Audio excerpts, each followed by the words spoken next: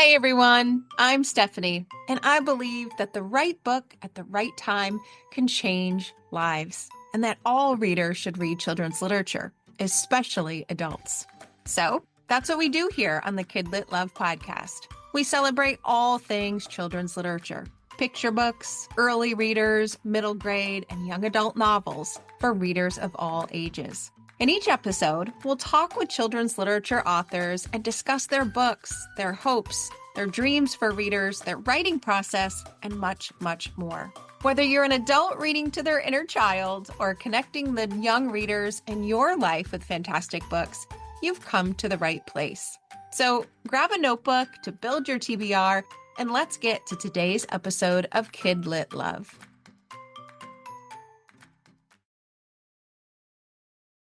Hey everyone, welcome back to another episode of the Kid Lit Love podcast. I'm Stephanie Affinito, your Kid Lit Loving host, inviting you back to another bookish conversation with a children's literature author. Today, I'm talking with Jack Mackay. Jack is a writer, theater maker, and horror enthusiast who's also the author of Gloam, a delightfully creepy tale of a girl who must defend her family from a babysitter with a monstrous secret. He's here today to talk about his newest middle grade release, The Haunting of Old Splinter. In this Be Careful What You Wish For tale, Peter and his half-brother Adrian's innocent wish to protect their family turns into a sinister reality with the help of a mummified hand that can grant any wish, with dark consequences, of course.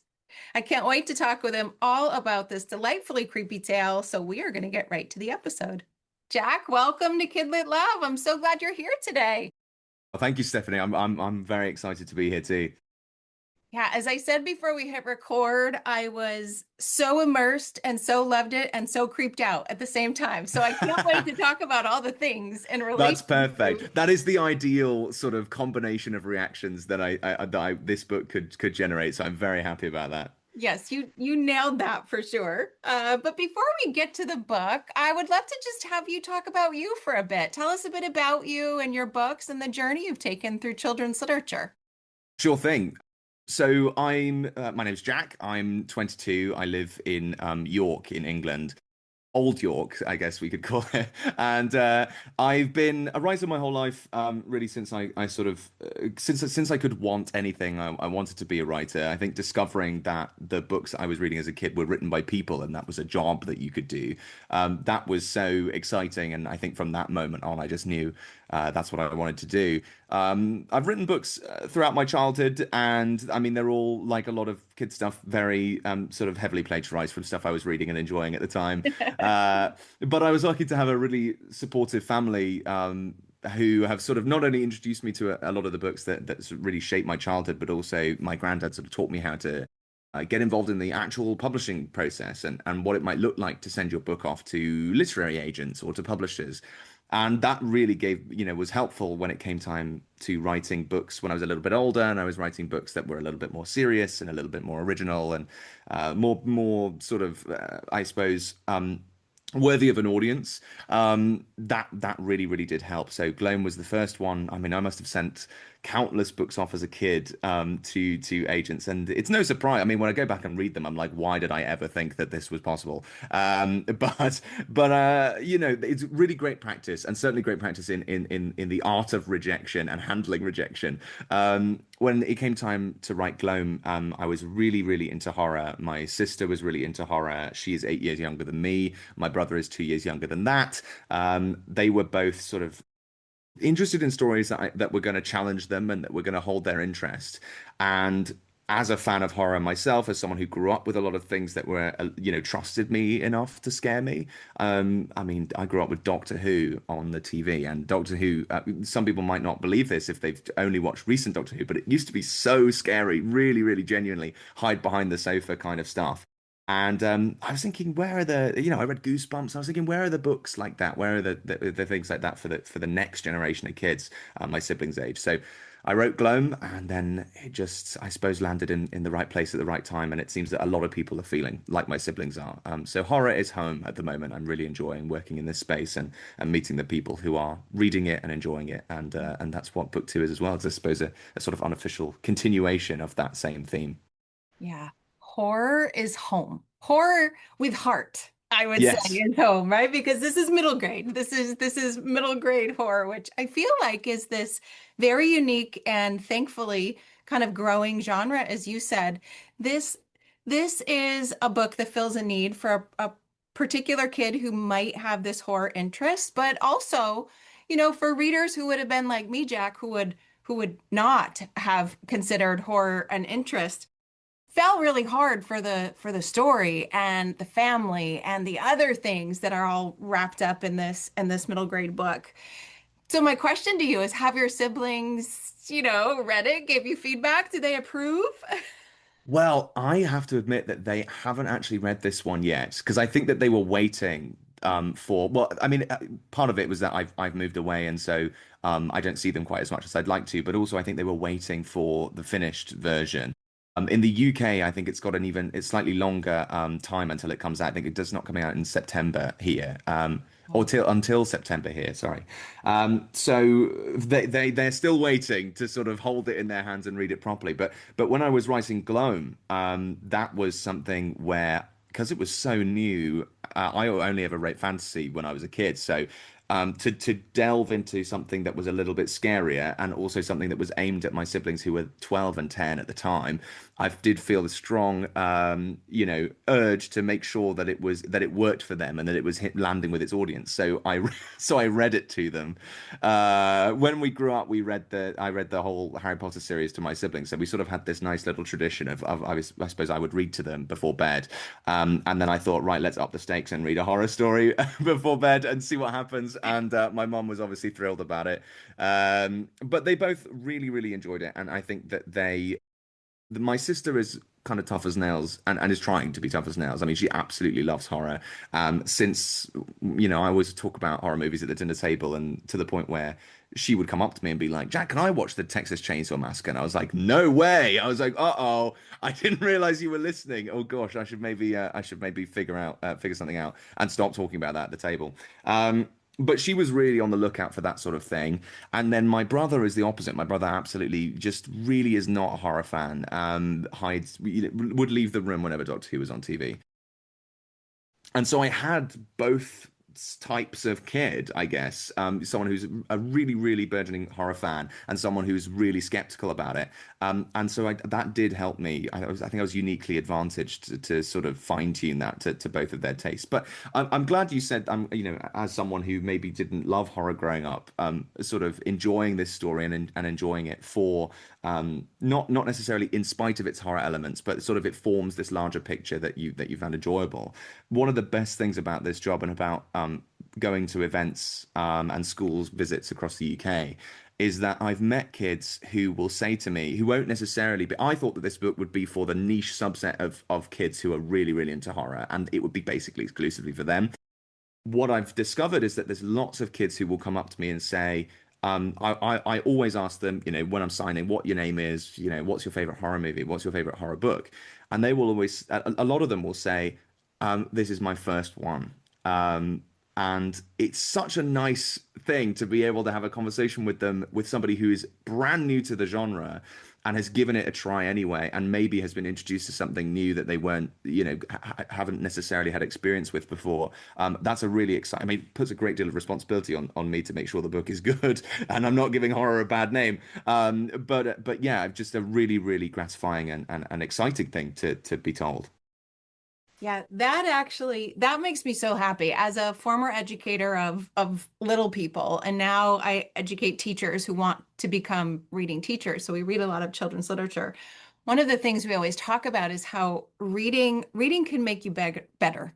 Reading can help you see things you didn't see, perspectives you didn't know about, places you didn't go. And the thought of a child now entering a new genre and this new possibility because of your book, like who knows what that one book will then have a domino effect on and will open up Yeah. for that child.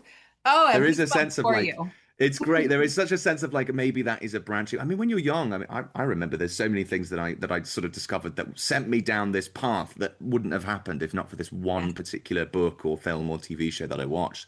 And they have such a form. I mean, art has such a formative experience on our personalities when we're young. Um, that when we're a little older and a bit more sure of ourselves and a bit more, I suppose our personalities have started to solidify a little bit more, it's easy to forget how like mutable you are at that age and how changeable you are. So that is, yeah, very, I mean, a very, very exciting thing. And it's nice to imagine that there may be people who haven't ever thought that horror could be for them, who are discovering that actually there's so much fun to be had in this genre and so much sort of I mean, I remember having a conversation with someone who was very, very skeptical about horror, and I said that the thing that it's important to remember is that just because it's scary and often gruesome doesn't mean it's not it can't be full of the same sort of depth and emotion and character that any other genre can be. And I think it's just as life affirming too. We tend to focus on all of the gruesome bits, which are fun, and I love writing them. But the depth that you can achieve when you are sort of engaging with horror is a very very sort of unique thing, I think. Yeah. Yeah, and your newest book, it certainly has both. It has both. So let's go there. Let's talk about it. Brilliant. The Haunting of Old Splinter. If I look at some of the reviews and some of the press out there, things like well, I mentioned some of them, but gleefully ghoulish, terrifying yet touching. It's those opposites that are coming together so beautifully in the book that will invite every reader. And so I want to hear in your words, tell listeners a bit about the book and a bit Mhm. about the inspiration behind it, like why this particular book, which I'm sure you'll tell us has a little bit of a retelling in Yes. it. So I'll let you take it away and tell listeners a bit of the specifics. Fantastic. Yeah, well, you've kind of touched on it already. They are the synopsis and I suppose the inspirations are kind of very, very much entwined. It's a retelling of a story I read when I was quite young. I must have been about 12 or 13. And we were given as a resource in our English class a book called a short story called The Monkey's Paw by W. Jacobs. And I think it's from like 1913 or something. It's from early 20th century. And I mean, it's so readable, eminently accessible for even young kids, because it just has that really sort of there's just something. The prose is just very, I guess, exciting is the wrong term because it's not like a roller coaster, but it grabs you straight away, and does such a good job with setting and with characters straight off the bat. Very, very short, it's only about 9 pages long, and it is a story about a guy who happens upon through some contrivance a pickled monkey's paw, which apparently has the power to grant wishes. And from that moment, it's sort of the monkey's paw reveals this very sinister dimension as the wishes are sort of twisted, and the consequences just keep piling up and getting worse and worse. There is an incredible scene in that story, kind of the pivotal scene that everybody remembers, which is a knocking on the door, which has so much dread. It just piled into that moment. And I was discussing that with my agent because we were just having a chat about things that inspired us when we were young, just a very casual chat about horror stories. And she mentioned the monkey's paw, and I suddenly remembered this story that I'd read when I was a kid and how much it had made an impact on me.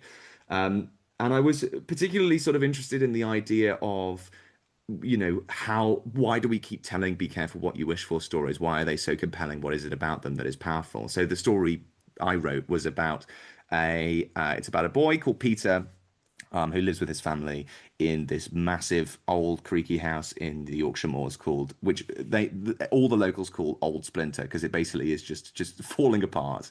And the Peter's stepfather George is from Hong Kong, and he is renovating the house on behalf of his much wealthier younger brother Lawrence. And there is a lot of a lot of angst and a little bit of tension sort of bubbling up while they are trapped in these quite close quarters. And Peter is thinking a lot about his relationship with his half brother Adrian. They're very close, but sort of feels like Adrian gets preferential treatment from not only George but also Uncle Lawrence too. Uncle Lawrence is very fly by night. He keeps coming back and forth from Hong Kong and showering the boys with gifts and then vanishing again. Sort of has this very like almost like magical sort of presence about him that then when he leaves you feel that absence, and Peter feels very sort of mixed about it. His real his birth father is also in the equation, And so Peter's pulled in a lot of different directions. And when he hears this rumor about the monkey's paw, or at least the version of the monkey's paw in this story, which is supposed to be this severed pickled hand owned by a magician whose life it destroyed, he sort of becomes very allured to the idea of a powerful object that can solve his biggest problems in his life. And I was particularly drawn to the idea that if we as people were presented with something that was so powerful, it could change the world. And you say, here's this object, it can do anything you like. I know a lot of us would probably like to say we'd do something really altruistic, sort of do philanthropy with the wishing object. But I think that, well, especially when you're a kid, you're just so when you have so many problems that are present in your life, I think it is a very natural impulse to try and solve those things first, and seeing about how those consequences sort of ripple. That is the story. Oh, like which direction do I want to talk about first? Do I want to go in the horror direction and the creepy direction, Yeah, or sorry, that's a very long-winded sort of version of it. So it's I should have just given perfect. you a synopsis. But No, yes. it was perfect. As a reader, you are in it. You are in the story. Like the visualizations in your head, they are in 3D reading through this. I try not to give spoilers, but picturing mom's hobby, I'll Oh say, yes. feeling like you have found perhaps a body somewhere that is found. I mean, even imagining spiders and peaches and all the things like you literally feel, or at least I felt that I was in it. I was Oh in it. good. It was one of those books where you don't put it down until you have gotten to certain places that you need to go so that you can feel satisfied as a reader. Like, what is going on? What is next? What is going to happen? As I said, I would not, I think, have leaned towards horror as a child, but man, was I in this as an adult. And I just want listeners to know, like, readers are going to enter this world. They are going to enter it. They're going to feel it. They're going to imagine it. They're going to get creeped out. They're going to get goosebumps. They're going to feel all the things. And and also, as you said, there are such beautiful themes of family, of siblinghood, and the crazy, things that can go on and interact in there. And then also themes of bullying and understanding and empathy with characters we haven't mentioned yet. You've just got a little bit of everything in here. Readers are going to find a spot for themselves, and then, like we mentioned, perhaps grow in one direction or another. And now that I heard you talk about your siblings kind of sitting on your shoulder as you were writing this, I could see that beautiful balance that you were striving for between the two of them. That is here for your readers as well. Oh, well, first of all, thanks so much. I mean, I'm very honored by your description because it's that was really, really sort of gratifying to hear that it's landed in all the right places. And when you say that you can sort of live in it, I mean, I do when I'm writing sort of, I'm almost seeing it as a film or like a diorama around me. And I'm always Oh, I thinking used to about the sort love of, dioramas. Yes, yeah, let's so think of dioramas. yeah, it's sort of like very sort of tactile. Maybe this is why I love, I Right. mean, I'm a big film buff anyway, but I'm such a huge fan of like stop motion animation because you really feel like you can sort of reach in Yeah. and touch it. And I'm always thinking about sensation and about actually living, with the characters in that moment. So I mean, sometimes it's not particularly an advantage when you're writing because film and writing are such different mediums that and one is very visual and one is very sort of about the interior. But that is definitely part of the process. But so thanks for the kind words. But also, you raise a very good point about my siblings and their influence on the book, and I think that that's just something that it was true in Gloam, and it certainly is true with this book too, possibly to an even greater extent. I mean, I should preface like I don't the characters in this story do have a lot of angst and a lot of worries and a lot of sort of feelings towards family that are complex and difficult to unravel. And I should say that I haven't really had any of that growing up. I was always very looked after by my family and insulated from any sort of ill feeling or I suppose it was never. Nothing was ever left to sort of fester in me. We always had a very open, communicative household. My also sort of grew up in I suppose, a blended family situation. I was raised by my mum and my stepdad. And I still know my birth father, and we get on. But that was just, my upbringing, and I just sort of felt like the main sort of drive for me with this story when it came to how do I apply the monkey's paw to not only, I suppose, a more modern situation from the perspective of a kid who's living in 2026, but also how do I put myself into it? How do I relate to this story? And I think that a big part of it was, well, I think it'd be nice to have a rather unconventional family structure reflected in a story for young people. I think if I was a kid reading this story, I would have felt very sort of seen by it, even if the struggles that Peter goes through are much more intense, and his feelings towards his stepdad and his birth father are much more complex than mine ever were.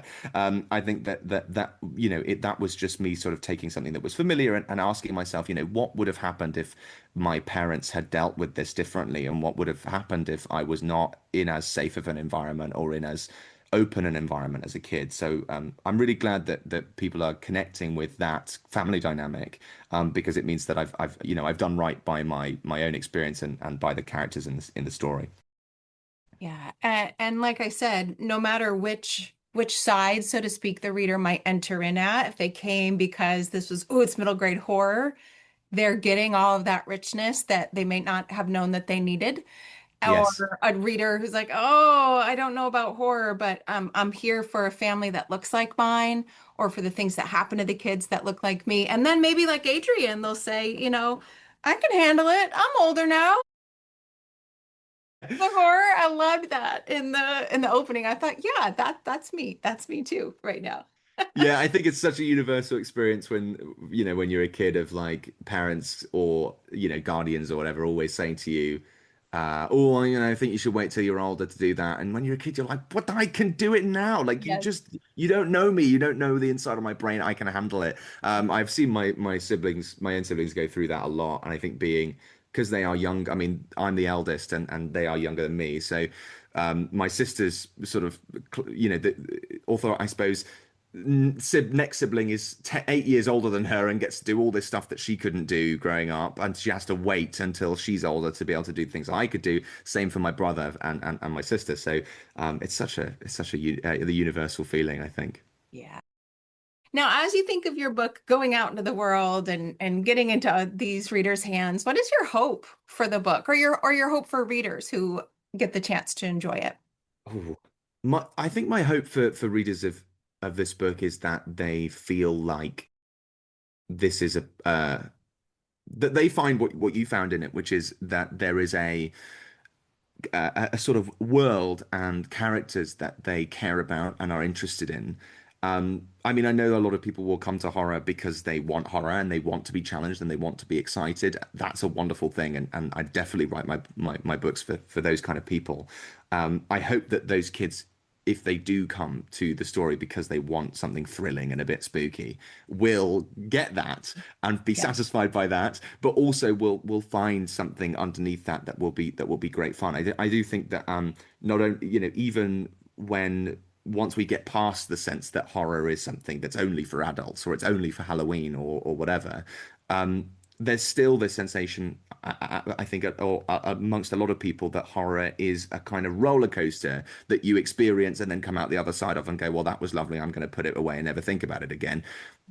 I definitely wanted it to be a story that would be scary, but in a way that felt like it was true, and in a way that was very tied to its characters and the journey that they go on together. So I hope that people find that, and I hope that people relate to that and enjoy that. And perhaps if, like a lot of the kids I've spoken to in the UK, I hope that it's the kind of book that you might read even if you're not a big horror fan, and sort of test your mileage with it and see what you think of it. And if that takes you then onto all of the wonderful scary stories that people are writing for young people, then that's a win in my book. Yeah. Oh, I can't wait for readers to get their hands on it. I think your hope is going to come true for sure. It certainly did for me. And Oh, I wonderful. know listeners listening to this are going to be just like, okay, I have to read it. I'm so curious now for both sides of it.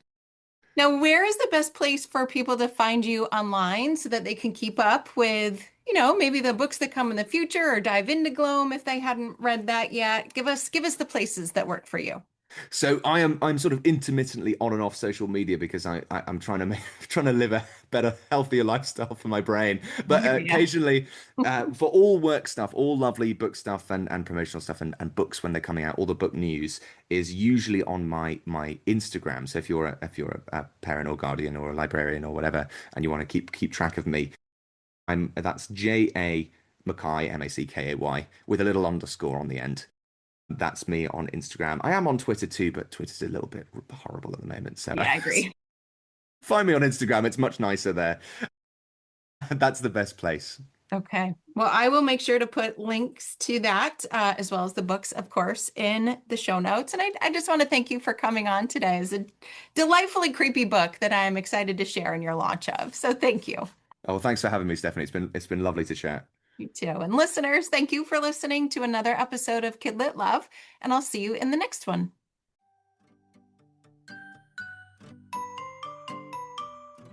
Thanks for listening to today's episode of the Kidlit Love podcast. You'll find links to all of the books, resources, and ideas mentioned in the show notes and at alitlife.com.